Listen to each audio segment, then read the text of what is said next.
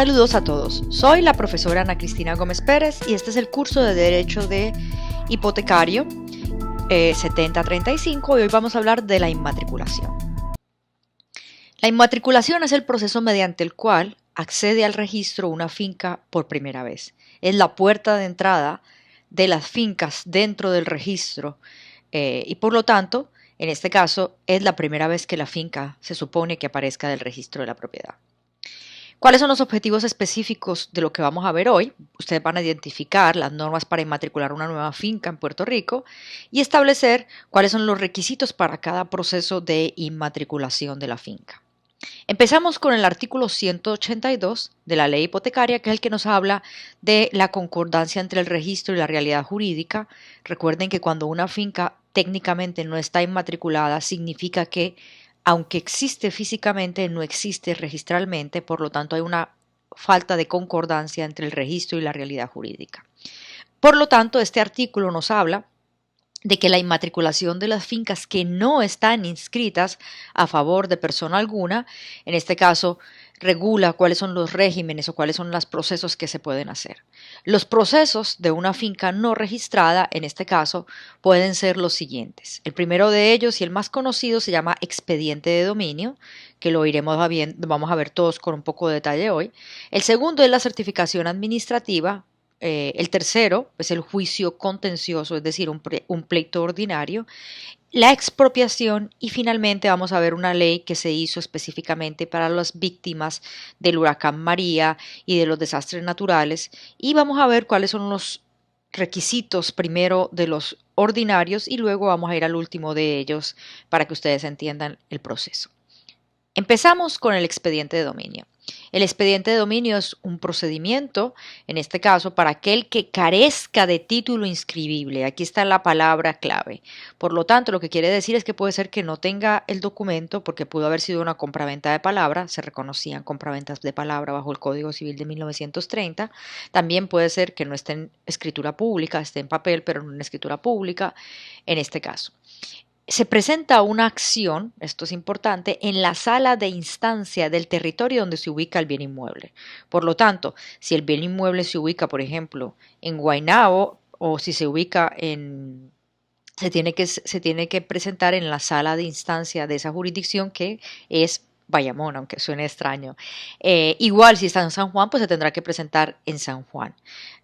No se puede presentar una causa de acción de un expediente de dominio de Mayagüez en San Juan porque evidentemente esa propiedad no está en el territorio de esa sala de instancia.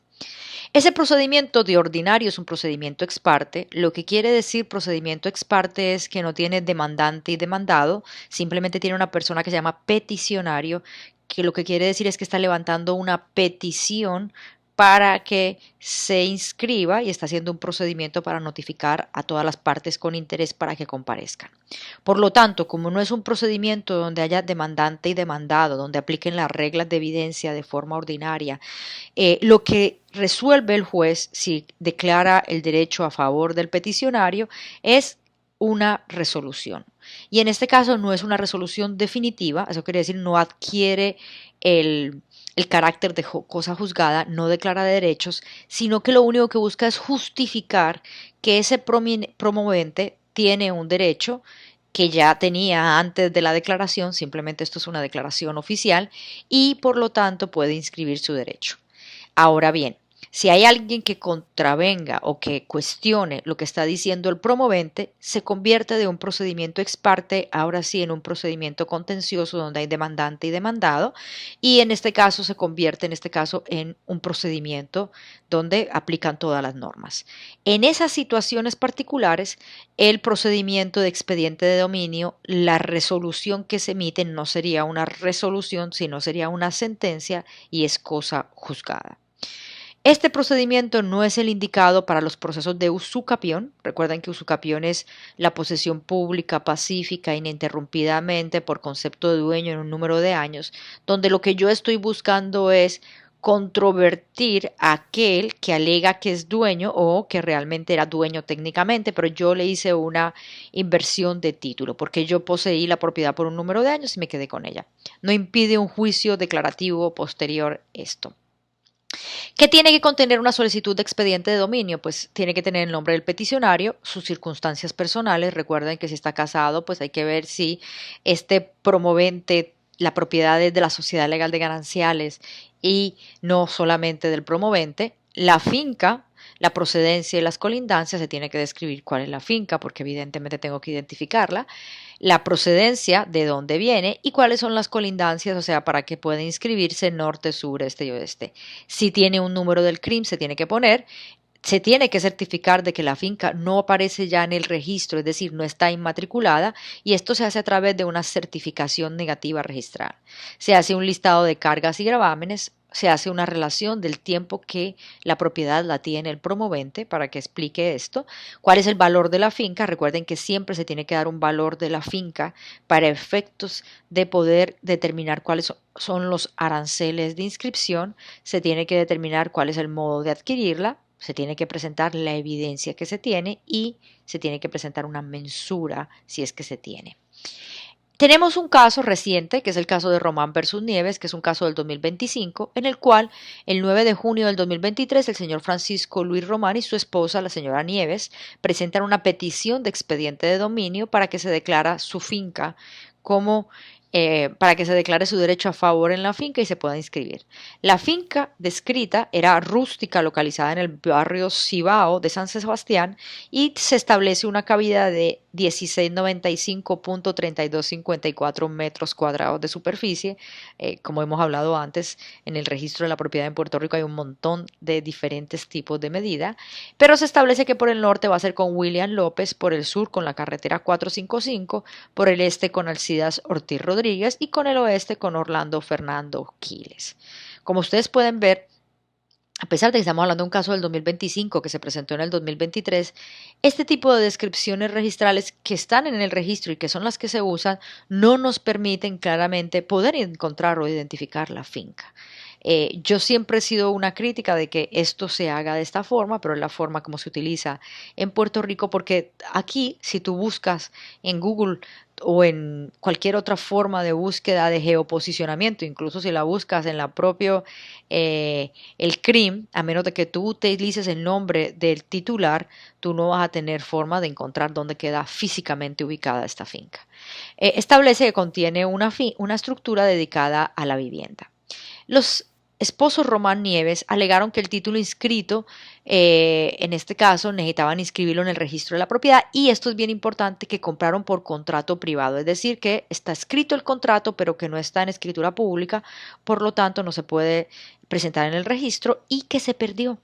y que han poseído la propiedad por 42 años. Recuerden que la usucapión de mala fe es de 30 años bajo el Código Civil de 1930, de 20 años bajo el Código Civil del 2020. Entonces, en este caso, la petición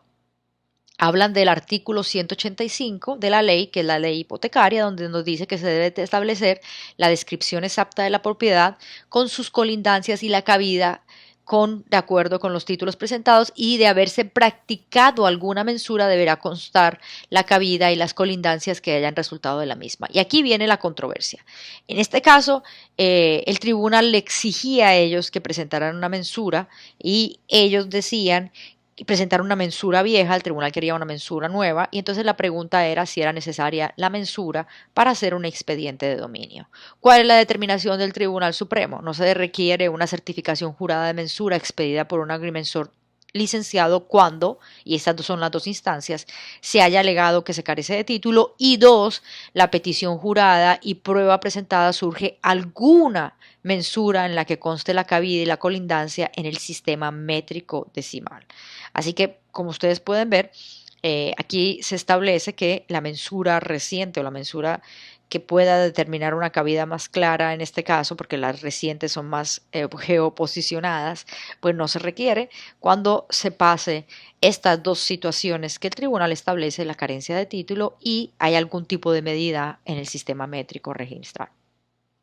Continuando con el procedimiento de expediente de dominio, la ley establece que se tiene que citar, luego de hacer la petición, a los colindantes, al alcalde del pueblo, al secretario de Transportación y Obras Públicas, al fiscal de distrito, a cualquier dueño anterior, y si esa persona ha fallecido, a sus herederos, cualquiera que tenga derecho sobre la finca, y se tiene que publicar un edicto 3 veces en 20 días dirigido a desconocidos y ausentes que puedan tener interés sobre la finca. Aquí tenemos un caso, este sí es bastante antiguo, que es el caso de Taboada versus Registrador. Es un caso del 26 DPR 6622, que esto debe ser más o menos por 1930 o algo así, que establece que no es inscribible una resolución de un expediente de dominio cuando la misma no surgen quiénes eran las personas o causavientes de la finca a los fines de cumplir con el requisito de suscitación fehaciente por haber el causante fallecido. Por lo tanto, hay que establecer quiénes son la persona que transfirió el título y si no ha fallecido, quiénes son sus herederos a los efectos de poderlos citar bien. En el caso de Ex parte Rosario, que es el 35 DPR 698, que este caso es del 53, nos dice el Tribunal Supremo que un expediente de dominio y la citación del dueño inmediatamente anterior o sus causavientes, recuerden que causavientes son herederos, en su caso debe ser personal, cuando ellos son conocidos o cuando se conoce su existencia y paradero y ellos están en Puerto Rico. Si se desconoce su existencia o su paradero, en este caso pueden ser citados por edicto, pero en ese caso ellos deben ser nombrados en los edictos de conocerse su identidad o existencia por nombre propio. En ese mismo caso nos habla que en los edictos publicados se citó a todo el que tenga derecho real sobre el bien inmueble descrito, las personas ignoradas a quien pueda perjudicar la inscripción y en general todo que quiera oponerse, y que tal expresión es demasiado general y no da un aviso razonable a cualquier persona a las anteriores titulares de la finca o sus herederos. Volvemos al caso del 2025, donde el Tribunal Supremo nos dice que no se requiere citar a cualquier entidad que tenga un derecho real de servidumbre por servicios públicos, porque aquí la juez requería que citara a Luma o a la Autoridad de Energía de Acueductos y Alcantarillados, y en este caso el Tribunal Supremo dice que no es necesario la citación. Vamos al caso de Ex parte Andino, en este caso el tribunal nos habla de que el fiscal debe ser citado en un expediente de dominio y, esto es lo importante, tiene derecho a comparecer y ser oído y expresar sus puntos en este caso, pero solamente se limita a velar por los intereses del Estado, no a velar por los intereses de nadie más, y solamente cuando el Estado tiene un interés opuesto al del promovente, es decir, cuando el ELA tenga un interés específico en la propiedad. En otro caso, que es el más famoso de expediente de dominio, que es el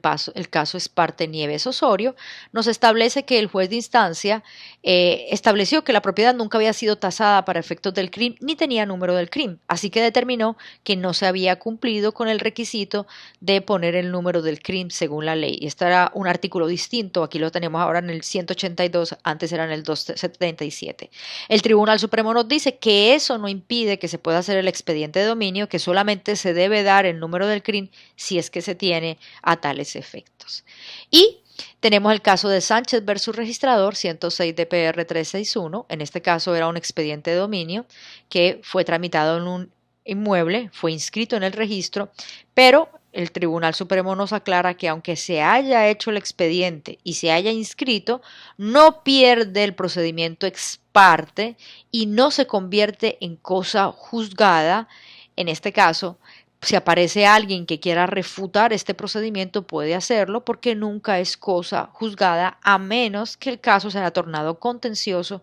y en este caso ya no se emitiría una resolución, como les dije antes, sino una sentencia. Luego de que se cita a todo el mundo, pues se hace una vista, ese es el artículo 187, donde nos dice que luego de transcurrido los 20 días después de la publicación del último edicto se celebrará una vista y de no haber oposición, el promovente presentará la prueba que acredite el cumplimiento de todos los requisitos. El testigo o los testigos presentados testificarán bajo su responsabilidad sobre los hechos que tengan conocimiento y el tribunal en vista de lo alegado por el promovente y los demás interesados y evaluando la prueba declarará sin más trámites si justifica el dominio sobre los bienes objetos del procedimiento.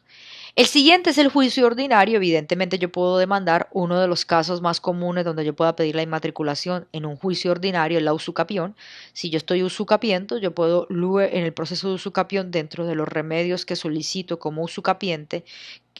además de que se me otorgue el título, que la propiedad no está inscrita, que se ordene la inscripción de la finca dentro del registro de la propiedad. Recuerden que si lo hago por juicio ordinario, lo que quiero es una sentencia que culmine con la inscripción de la propiedad a mi nombre, pues tendré que cumplir también con los requisitos adecuados de notificación de lo que sería un expediente de dominio, porque evidentemente no solamente el usucapiente, o sea, el titular de derecho anterior, pues podría verse afectado, sino que incluso el Estado podría verse afectado, por lo tanto tengo que citar a todo el mundo. La siguiente se llama certificación administrativa y en esta yo he hablado mucho con ustedes a través del semestre de lo que tiene que ver con que las agencias de gobierno, como por ejemplo la Universidad de Puerto Rico, pueden hacer un tipo de cartita que tiene algunos requisitos adicionales, pero realmente no es ni una escritura, donde certifico que como institución gubernamental, como agencia gubernamental reconocida con los poderes investidos en ley, he poseído esa propiedad por un número de años. Y esto no es un proceso de usucapión, no. Esto lo que dice es que yo soy el dueño y he poseído esa propiedad por ese número de años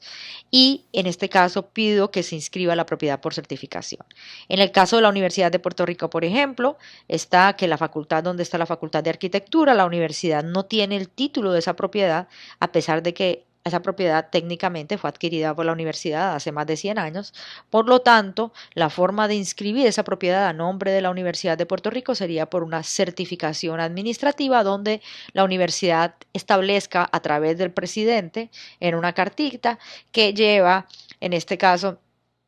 ese número de años y entonces aquí recuerden que lo habíamos visto cuando hablamos de las suspensiones de tercería registral.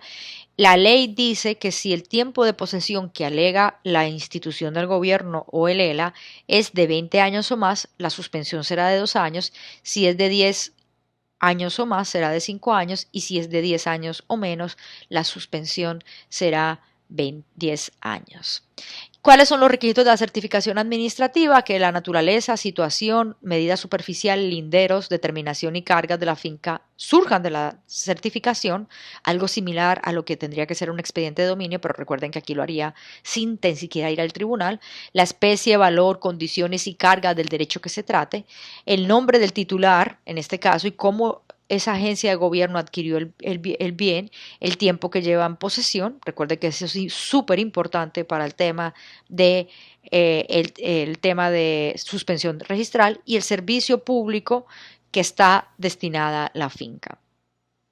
Establecidos que esos son, y aquí me falta uno, pero lo voy a tocar con ustedes por encima, que se llama la expropiación. La expropiación, recuerden que es un procedimiento en el cual el Estado a través de un proceso judicial expedito, le quita la titularidad a un individuo en particular y la convierte en un bien público. En este caso puede ser para destinarlo a un uso que sea de interés público a través de una compensación. Lo único que puede hacer el individuo una vez se le notifica de una expropiación es cuestionar la compensación. No puede en este caso ni tan siquiera cuestionar el fin público o que el procedimiento sea el correcto. Es más, incluso está reconocido que aunque el procedimiento de expropiación no se dirija contra el titular de la finca, el procedimiento de expropiación es válido porque el procedimiento de expropiación es de naturaleza in re, es decir, persigue al bien inmueble. Así que el gobierno a través de un procedimiento de expropiación le puede pedir al tribunal que de nuevo, por favor, ordenen la inscripción de las fincas. En ese caso tendrá que acreditar la cabida de la finca y sus colindancias para efectos de la inscripción registral. Nos encontramos entonces que ante toda la situación que tenemos en Puerto Rico, todos los días siguen habiendo, todos los meses, todos los años, muchos expedientes de dominio, particularmente en el área oeste, lo que nos dice en este caso que no puede haber tanto tierra. Y entonces lo que hay son problemas en materia de titularidad que se tratan de solucionar a través de expedientes de dominio. Fincas que antes eran agrícolas gigantes, la gente ha ido invadiendo y viviendo ahí y en vez de llevar un procedimiento de usucapión, lo que están haciendo son expedientes de dominio, porque para efectos del registro de la propiedad, pues el registrador no tiene forma de determinar el tamaño de la finca si la finca está dentro de otra, porque ustedes pudieron ver, yo les acabo de mostrar una descripción registral. ¿Qué sucedió eso? Pues que hubo una crisis de titularidad masiva en Puerto Rico, donde tenemos que cientos de personas, luego del huracán María y el huracán Irma, querían reclamar fondos de recuperación federales y no podían porque no tenían título. En este caso, quiero que sepan que los estimados del Departamento de la Vivienda para el 2024 eran que había más o menos unas 10.300 familias que no podían acceder a fondos federales porque no tenían títulos. En este caso, entonces, quiero que sepan que lo que establece los requisitos de elegibilidad bajo la ley federal era que hay ayudas para viviendas temporales, reparaciones o reemplazos o la construcción de una vivienda permanente. En el caso de reparaciones y reemplazos, que son los que nos interesan, se disponía que las ayudas son para la persona ocupada, para las propiedades ocupadas por el dueño, y dueño bajo la ley es el dueño legal o una persona que no tiene título formal, no paga renta, pero es el responsable de pagar impuesto y mantenimiento, o es la persona que tiene derechos de ocupación por vida o con título formal. Y aunque ustedes no lo crean, el segundo, que puede ser el que aplica a mucha gente, muchas personas en Puerto Rico viven en propiedades donde no pagan los impuestos porque están exentas y no pagan técnicamente el mantenimiento. No tienen ni tan siquiera un recibo de luz a su nombre porque la luz se había puesto a nombre de su abuelo y cuando él murió pues no cambiaron la luz y la luz sigue generaciones posteriores. El artículo 1 de la ley, y quiero que sepan que yo trabajé con esta ley con una esperanza brutal de que esto significara un cambio para muchas familias y me di cuenta que no. El artículo 1 de la ley establece que se crean trámites expeditos para que las personas que poseen títulos de la propiedad de su vivienda, especialmente las personas damnificadas por los últimos desastres naturales, puedan obtener un título de propiedad que tenga acceso al registro, porque el gobierno federal estaba requiriendo al Departamento de la Familia no solamente que las personas pudieran demostrar un título, sino que el título terminara inscrito en el registro de la propiedad. Esto bajo la gran ignorancia de lo que implica el registro de la propiedad en Puerto Rico. Así que el artículo 3 establece una certificación de titularidad en algunos procedimientos. En este caso, hay que establecer que la persona lleva un periodo razonable, un periodo, cuál es el periodo de tiempo que lleva viviendo la propiedad, una explicación sobre la forma que adquirió el dominio de la propiedad, si fue porque me quedé viviendo luego de que mi abuelo muriera, mi esposo muriera, una explicación de las circunstancias que impiden la verificación de su titularidad, se me perdieron los documentos, nunca hicimos una declaratoria de herederos, y una advertencia de las consecuencias de haber prestado una falsa declaración y las penas que se ponen. En este caso, la persona solicitante, cuando cumple con las siguientes circunstancias, que no hay ninguna otra persona natural o jurídica que tenga derecho a reclamar en la propiedad, la persona natural o jurídica con derecho a reclamar la propiedad también ha acordado con esta persona peticionario para solicitar el programa, y las personas con derecho a titularidad sobre la propiedad no pudieron ser localizadas después de intentar varios intentos razonables. ¿Qué es lo que se solicita en este caso? Pues certificación. ¿Qué documentos puedo llevar yo para probar que tengo derecho sobre la propiedad? Certificación de ODIN de testamentos, un documento que acredite que heredé la propiedad, una declaratoria de herederos, un relevo de hacienda, una orden judicial, escritura de liquidación, evidencia de permiso de uso, un contrato privado de compraventa, es decir, que no está en escritura pública, un certificado de matrimonio, un seguro de propiedad, el estado de la cuenta del CRIM, escritura de segregación o agregación, un acta de edificación, escritura de superficie y cualquier otro documento. Y ahí es donde nos encontramos que, aunque ustedes no crean, gran parte de las personas en Puerto Rico no tienen ninguno de estos. O sea, de las 10.300 familias que hablamos ahorita, no tienen nada de esto. Así que diseñamos un procedimiento ante notario para declarar el dominio, para poder inscribirse, para cuando hay problemas en el dominio por problemas del tracto o para hacer la usucapión. Y sé que puede ser un poco chocante pensar una usucapión ante notario, que son procedimientos no contenciosos, pero si no aparece nadie para refutarla, ¿por qué llevar el procedimiento ante un juez si podemos hacerlo ante un notario? Y habían fondos federales para eso. La idea del notario es que firme el contrato, recopile los documentos, notifique a las partes y, en este caso, notifique a ODIN, y si no hay ningún problema, pues prepara el acta. Si aparece alguien que cuestione el título, pues deja de intervenir y los honorarios son pagados por el Departamento de la Familia. Tristemente, esto no ha tenido ningún efecto porque los notarios tienen realmente miedo de que el Tribunal Supremo les imponga penalidades, porque como ustedes saben, en los últimos años el Tribunal Supremo ha sido bien fuerte con el ejercicio de la profesión de la notaría